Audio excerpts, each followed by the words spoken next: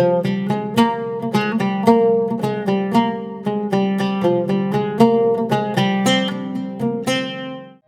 Friends, welcome to Great Indian Kitchen. நம்ம இன்னைக்கு soya Cola உருண்டை எப்படி செய்கிறதுன்னு பார்க்க போகிறோம். இதை நீங்கள் ஒரு ஸ்நாக்காகவும் சாப்பிட்லாம், அப்படி இல்லைன்னா ரைஸ்க்கு சைடிஷாக கூட வச்சு சாப்பிட்லாம். அப்படியே மட்டன் கோலா உருண்டை சாப்பிட்ட மாதிரியே அதே டேஸ்ட்டில் இருக்கும்.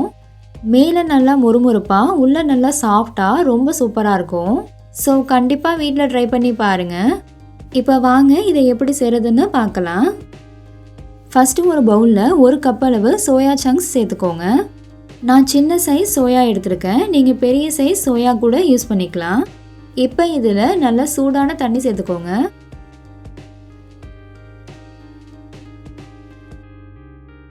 கூடவே ஒரு 1/4 டீஸ்பூன் அளவு உப்பு சேர்த்து மிக்ஸ் பண்ணிவிட்டு ஒரு 15 மினிட்ஸ் அப்படியே வச்சுருங்க.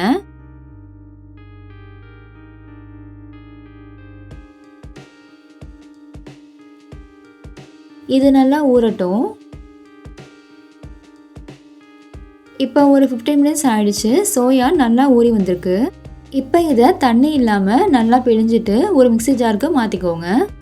இதில் கொஞ்சம் கூட தண்ணி இருக்கக்கூடாது, நல்லா டைட்டாக பிழிஞ்சு எடுத்துக்கோங்க.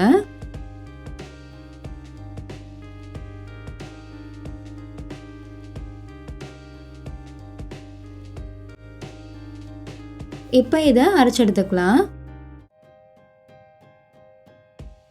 ரொம்ப நைஸாக அரைச்சிடக்கூடாது, இந்த மாதிரி லைட்டாக கொரகொரப்பாக இருக்க மாதிரி அரைச்சி எடுத்துக்கோங்க. இதை ஒரு மிக்சிங் பவுலுக்கு மாற்றிக்கலாம்.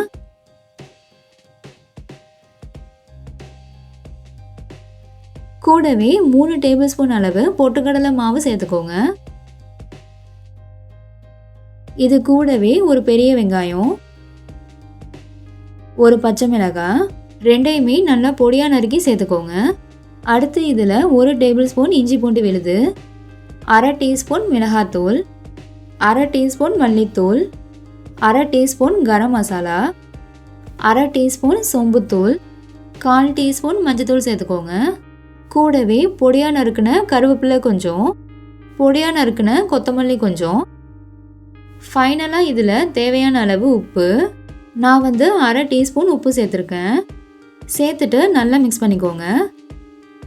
நீங்கள் தண்ணி எதுவும் சேர்க்கணுன்னு அவசியம் இல்லைங்க, கை வச்சு நல்லா மிக்ஸ் பண்ணாலே நமக்கு உருண்டை பிடிக்கிற பதத்துக்கு வந்துடும். நல்லா மிக்ஸ் பண்ணியாச்சு. இப்போ இதுலேருந்து கொஞ்சம் கொஞ்சமாக எடுத்து நம்ம உருண்டை பிடிக்க ஆரம்பிச்சிடலாம். நல்ல ஒரு மீடியம் சைஸ் உருண்டையாக உருட்டி எடுத்துக்கோங்க. பாருங்கள், இந்த மாதிரி.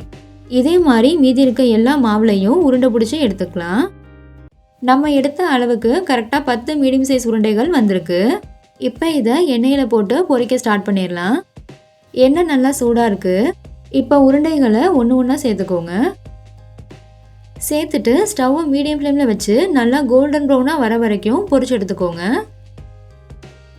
இந்த மாதிரி சேர்த்ததுக்கு அப்புறமா ஒரு நிமிஷத்துக்கு அப்படியே விட்டுருங்க. அதுக்கப்புறமா நீங்கள் கரண்டி வச்சு கலந்துக்கலாம்.